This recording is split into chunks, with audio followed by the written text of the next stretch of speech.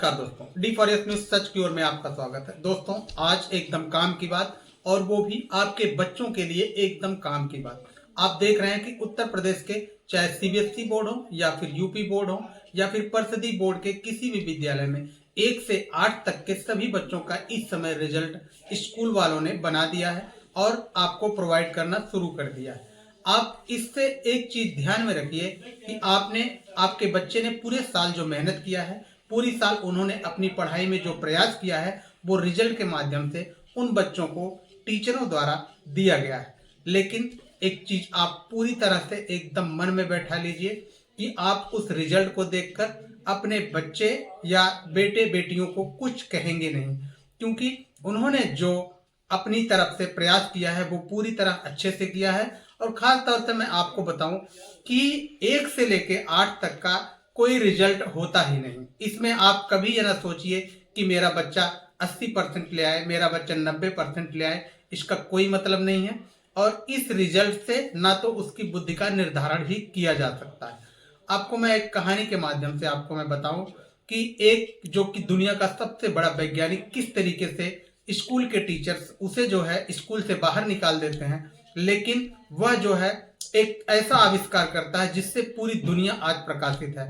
दोस्तों, हम बात कर रहे हैं Thomas Alva Edison. Thomas Alva Edison जब वो छोटी सी उम्र में थे तो उनके टीचर ये बता रहे थे कि चिड़िया पंख के माध्यम से आकाश में उड़ती हैं, लेकिन उन्होंने यह कहा कि आप सर ये बताइए, पतंग भी तो बिना पंख के आकाश में उड़ता है, ऐसा क्यों?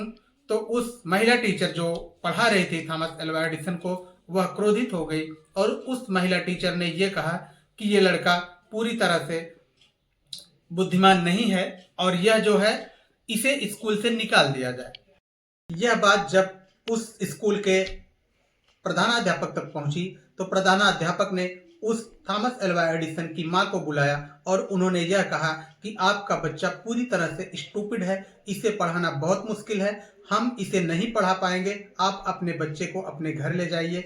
और जब उनकी मां यह सुना कि हमारे बच्चे को स्कूल से निकाल दिया गया है, उन्होंने बिना कुछ कहे, बिना कुछ अपने बच्चे को डांटे, वो अपने बच्चे की उंगली पकड़ती हैं और उन्हें स्कूल से घर वापस ला रही होती हैं। उसी समय थॉमस अल्वा एडिसन उनसे यह पूछते हैं कि माँ, हम लोग घर क्यों चल रहे हैं? तो उनकी माँ यह कहती है कि बेटा, इस स्कूल में ऐसा कोई टीचर ही नहीं है कि जो तुम्हें पढ़ा सके, क्योंकि तुम्हारी बुद्धि इतनी तेज है कि ये लोग इसमें पर्याप्त नहीं है कि वो तुम्हारे इस बुद्धि को और अग्रसरित कर सके, तुम्हें अच्छे से पढ़ा सके। इसलिए उन्होंने कहा कि अब तुम घर पर ही पढ़ो और मैं तुम्हें पढ़ाऊंगी। इससे यह बात सुनकर के थॉमस अल्वा एडिसन बहुत खुश हुआ और उसने कहा कि अब हम अपनी पढ़ाई अपने घर से करेंगे। और उनकी मां ने उन्हें पढ़ाना शुरू कर दिया और वही थॉमस अल्वा एडिसन बड़ा होकर के बल्ब का आविष्कार किया। और उस बल्ब के आविष्कार के बाद उन्होंने ग्रामोफोन का आविष्कार किया।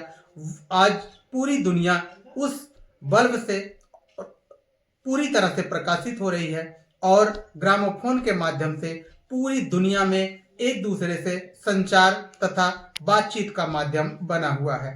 तो आपसे मैं एक बार फिर गुजारिश करता हूं कि आप अपने बच्चों के परसेंटेज पर बिल्कुल ध्यान मत दीजिए। किसी भी टीचर में ये औकात ही नहीं कि आपके बच्चों की बुद्धि की परीक्षण कर सके, आपके बच्चे के बुद्धि का अंदाजा लगा सके। बस वो उनके दिए गए प्रश्नों के उत्तर से आपके बच्चे का अंदाजा लगा सकता है, न कि उसकी बुद्धि का अंदाजा लगा सकता है। आप कभी भी यह ना सोचें कि कम परसेंटेज ले आने वाला बच्चा वो अच्छा नहीं बन सकता।